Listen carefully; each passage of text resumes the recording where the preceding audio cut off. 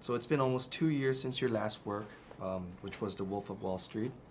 And is there any particular reason on choosing The Revenant as your return on screen? I never really choose a type of film to do just because I want to do something different. Although, to me, everything that I've chosen is heavily reliant on the filmmaker and the experience that I'm going to have with them. Working with Alejandro is a unique experience. He's a very transcendent, sort of unique filmmaker, and I knew having this particular journey with him was going to be, a long one, an endurance test, but something that would create something quite beautiful and magical up on screen. He's to do an epic with him in the real elements, a period piece like this, was going to involve us pushing ourselves to the limit, but I knew that being there in this environment with him would create something that was groundbreaking, and I think that's what he achieved. There's certain sequences in this movie for me that are absolutely revolutionary from a cinematic perspective. I don't know how he did them, but it was months and months and months of preparation and thought that went into each and every sequence of this movie. Okay. Second question is, there were lots of extreme action scenes, such as battling bears, riding horses and shooting guns, and then there was even getting buried alive in the ground. How was your condition during the filming? We all tried to stay in the best possible conditions physically that we could. There was weight loss going on. But the main culprit for all of us, the main enemy, was always the cold. We shot in sub-zero temperatures a lot of the time, and the landscape would constantly be changing. We'd have to adapt to the circumstances in nature, and we'd have to, improvise sometimes to adapt to things that weren't planned. But that was the part of what was exciting about it. We weren't in a sound studio. We were out there in the real elements trying to recreate this man's life, and so you're gonna have to act accordingly. I heard you even suffered hypothermia.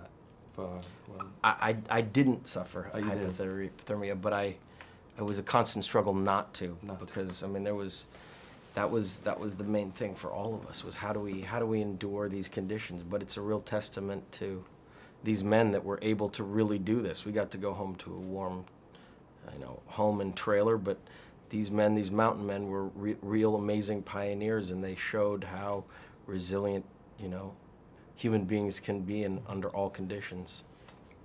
All right. What did you most like about Hugh Glass, about his character in the story? I think that, more so than anything, Hugh Glass is almost like a campfire legend. He really did travel through hundreds of miles of freezing wilderness after a bear attack to reap revenge on the men that left him for dead. But he's a symbol of the new American spirit at that time, the idea of being able to survive against all odds, to be able to dominate nature, so to speak. And that's why this story has perpetuated from generation to generation. It's the ultimate extreme, circumstances put against a human being and how they react to it. And it's all true with Hugh Glass's story. So I think Alejandro, within that storyline, wanted to find the poetry and the spirituality of this man's journey, and that's what hopefully we put up on screen. Okay. Last question is that it's your second time working with Tom Hardy.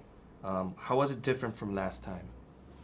Well, this was a much different type of experience, and I really pursued getting Tom Hardy in this movie because I knew that he would bring a great humanity to this sort of character that could be seen as just a bad guy or an evil character. He brought a tangibility and an understanding that this is a man just trying to survive like anybody else.